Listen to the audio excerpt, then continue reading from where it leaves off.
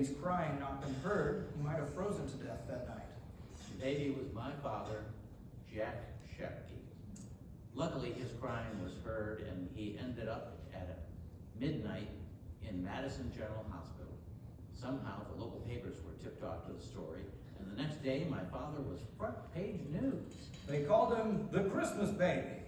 The newspapers had fun with the story, one of which began, "Old man Santa Claus, player of many a capricious prank, slipped quietly into the Wengel apartments while everyone was asleep and left a basket in the hall." Many more articles were to follow as the Christmas baby became something of a local celebrity. The Madison police conducted an extensive investigation to try to find the mother of my father. Doctors estimated the age of the baby to be 3 months old, so the police looked for birth records in Madison from that time. But all of the mothers were accounted for. Eventually, they gave up. My father was put up for adoption and was fortunate to find a loving home in La Crosse, Wisconsin, where he grew up. After serving in World War II and going to college, he met my mother and began a family and a successful business career. For a long time, my father did not want to learn about his beginnings. It was one of my sisters and I who discovered the 1925 newspaper article in the Madison papers, which he had never seen. That sparked in him a strong desire to try and learn who his birth parents were. He went so far as to hire an investigator to look for any clues in police records or hospital records in Madison. But he passed away in 2002, having learned nothing. That was before DNA testing became available, like that from Ancestry.com, which first launched DNA testing in 2012. Two of my sisters and I took the Ancestry test, not to try to learn about our father, but just to learn in general about our background, which of course was a blank on our father's side. It was a few years later that Ancestry began to offer Ancestry DNA matches as an option where you could be notified of people whose DNA indicated them to be what was termed close family, including first cousins. That was the breakthrough technology that allowed us to discover our father's birth parents. It was March of 2018 that Ancestry sent me a DNA match for Julie Langland with an indication that there was a 99% chance that we were first cousins.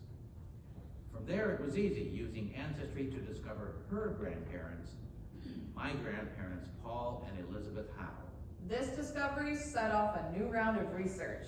Who were the Howes, and why did they abandon my father in 1925? My sisters and I set out to find the answers using all the research tools at our disposal.